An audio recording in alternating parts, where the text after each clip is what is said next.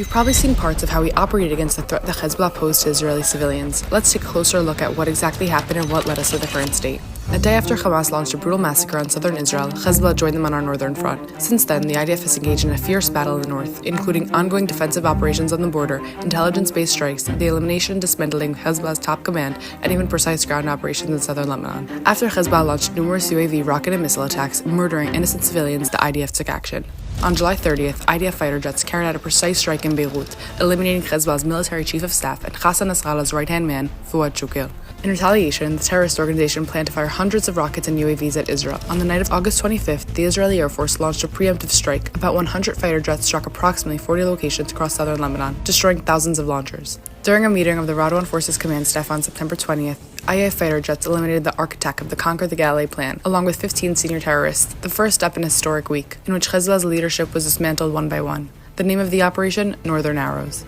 On the Friday of that same week, the IDF struck Hezbollah's central command in the Dakhia, and Hezbollah's terrorist leader, Mastermind and Secretary General Hassan Nasrallah was eliminated alongside the remaining senior operatives. 2 days later, the IDF began a ground operation in southern Lebanon, and the next day, it was revealed over the past year, IDF troops conducted limited, localized, and targeted ground operations in Lebanese territory, uncovering weapon caches and tunnels, gathering intelligence, and targeting Hezbollah's weapons arsenal. Now let's return to the maneuver. For 2 months, IDF troops conducted operations in Lebanon in the area between the villages near the Blue Line and the Litani River, in order to dismantle rocket launchers and terrorist compounds posing imminent threats to Israel. IDF soldiers continue to eliminate terrorists in face-to-face encounters and direct IDF aircrafts. In one of many operations, IDF's troop uncovered and dismantled an underground facility built by Hezbollah over the 15 years, over 1.5 kilometers in length, which served hundreds of terrorists.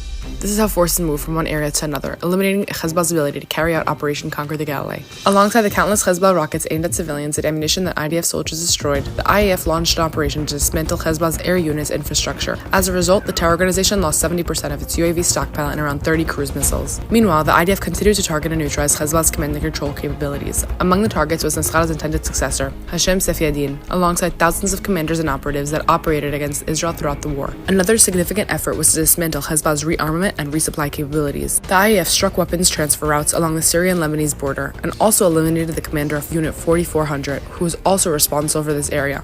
One of the key targets was an underground financial storage facility where tens of millions of dollars in terror funding and gold were being stored. Just before the ceasefire, another significant target was struck, Hezbollah's largest precision-guided missile production site. This was the most strategic production facility targeted in Lebanon during the war, and it marked the final blow to the terrorist organization's strategic arrays.